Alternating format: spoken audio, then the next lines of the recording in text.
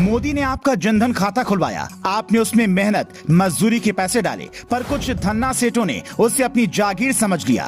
क्या बैंक में जमा आपका पैसा डूबने वाला है? अमेरिका से उठा तूफान, इंडिया में बन गया सुनामी। 72 घंटे में अडानी कंगाल। संसद में उठे सवाल, ट्विटर पर कांग्रेसी कहने लगे चौकीदार ही चोर है, पर असल कहानी कुछ और है। 30 साल पहले गुजराती ने बैंकों का कर दिया था बेड़ा गर्क। आरबीआई भी हो गई थी परेशान, पीएम तक को दी गई थी रिश्वत। अब राकेश टिकैत कह रहे हैं वही कहानी दोहराई जा रही है। आप नेपाल से आए, शालिग्राम की पूजा करते रहे, जय श्री राम का नारा लगाते रहे, बजट में 7 लाख तक बढ़ाए गए टैक्स से छूट का जश्न मनाते रहे और बाकी का समय बचा तो मैच देखते रहे। लेकिन उधर देश के कुछ धन्ना सेठों ने आपके एक एक रुपए को अपनी जागीर समझकर उड़ाना शुरू किया तो आपको खबर तक नहीं लगी। अगर आपका जनधन खाता है, किसी बैंक में सेविंग अकाउंट है या एलआईसी में पैसा जमा है तो इस रिपोर्ट को ध्यान से सुनिए, क्योंकि कई लोग अभी से ही डर के मारे पैसा निकालने लगे हैं। डर इस बात का कि अडानी का जितना हजारों करोड़ डूबा, एलआईसी का 3000 करोड़ गया, तो हमारा भी कहीं लाख 10 लाख कूड़े के भाव में न डूब जाए।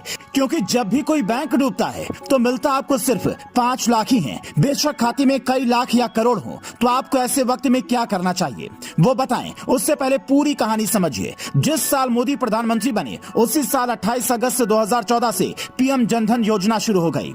गांव गांव तक लोगों का फ्री में बैंक अकाउंट खुलने लगा। कोई नंगे पांव तो कोई आधा बदन कपड़ा पहने बैंक पहुंचने लगा, क्योंकि उसमें सरकारी योजनाओं के पैसे भी आने वाले थे। कई लोग तो इस भ्रम में थे कि मोदी जी अभी खाता खुलवा रहे हैं, फिर 15 लाख भी देंगे। लेकिन 15 लाख की उम्मीद टूटी और पता चला कि आपने पाई पाई जोड़कर जो पैसा बैंकों में डाला था वो बैंकों ने अडानी और अंबानी जैसे धन्ना सेठों को दे दिया। क्योंकि बैंक मुनाफा कमाने के लिए आपका पैसा इनकी कंपनियों में या तो निवेश करता है या फिर शेयर मार्केट में लगाता है। अब शेयर मार्केट का हाल उस प्यार की तरह है, चला तो चांद तक वरना शाम तक। मतलब शेयर उठा तो कमाई खूब वरना कंगाल होना तय है। अडानी के साथ भी यही हुआ। 27 जनवरी को अडानी की कंपनी 20,000 करोड़ रुपए का एफपीओ यानी कि सेकंड शेयर लाने वाली थी और निवेशक खूब पैसा लगा भी रहे थे। लेकिन उससे 2 दिन पहले 25 जनवरी को अमेरिका की एक एजेंसी हिंडनबर्ग ने एक रिपोर्ट छापी जिसमें लिखा गया अडानी कॉर्पोरेट इतिहास में सबसे बड़ा धोखा कर रहे हैं। यह रिपोर्ट आती ही भूचाल मचा